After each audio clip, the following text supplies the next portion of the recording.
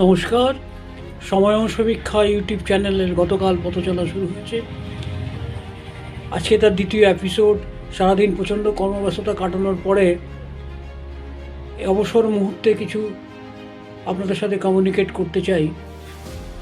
আজকাল রাজনীতিতে একটা সুচারুভাবে একটা কথা প্রচলন করা হয় যে বহিরাগত, কিন্তু কখনো ভেবে দেখেছেন কি এটার প্রতিক্রিয়া কত সুদূরপ্রসারী হতে পারে?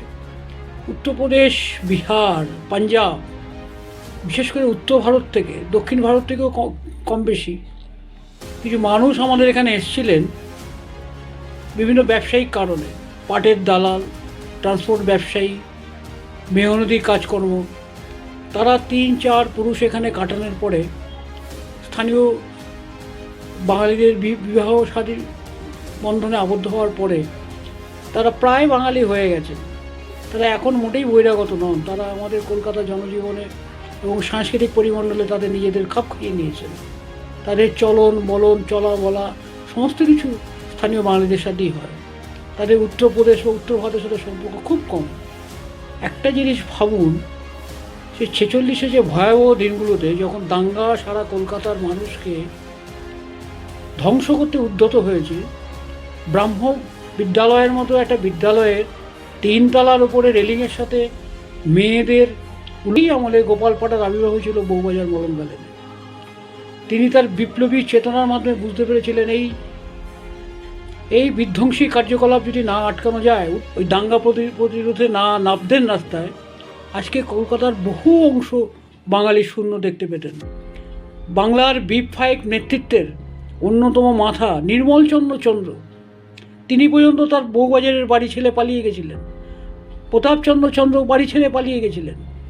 এই গোপাল পাটা সবার সাথে সম্মিলিতভাবে যে প্রতিরোধ শক্তি গড়ে তুলেছিলেন, তার মাধ্যমে এই দাঙ্গা প্রতিরোধ করতে সফল হয়েছিলেন। আজকে রাজনৈতিক স্বার্থে, ক্ষুদ্র স্বার্থে বহিরাগত প্রসঙ্গ তুলে যেভাবে একটা বিভাজনের রাজনীতি তৈরি করা হচ্ছে, আগামী দিনে কলকাতা যদি এই ধরনের সাম্প্রদায়িক কোনো কলহ বা ধ্বংসযজ্ঞ শুরু হয়, তখন এই বাঙালিদের রক্ষা করবে কে? একটা সম্মিলিত শক্তির দরকার।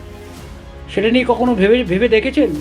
যারা নিজস্ব রাজনৈতিক স্বার্থে একটা সামান্য ইস্যুকে বড় করে দেখছেন, হ্যাঁ এটা ঠিক, বিভিন্ন পেশায় আজকে অবাঙালিরা সংখ্যাগরিষ্ঠতা, কিন্তু কথা হলো বাঙালিরা তো অনেক সুযোগ নষ্ট করেছেন, ইন্ডাস্ট্রিগুলোকে নষ্ট করেছেন নিজেরা এই বাম আমলের ইউনিয়নবাজির মাধ্যমে।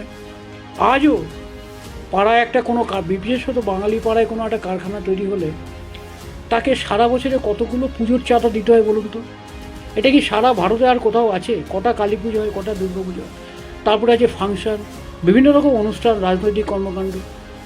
আজকে ইন্ডাস্ট্রি এখানে থাকবেই করে? আমরা নিজের হাতে নিজেদের জীবিকা উপার্জনের উপায়গুলোকে আমরা ধ্বংস করব আর দোষ দেবো অন্য মানুষদের। এটা কখনোই চলতে পারে না। এগুলো নিয়ে আমাদের ভাবতে হবে।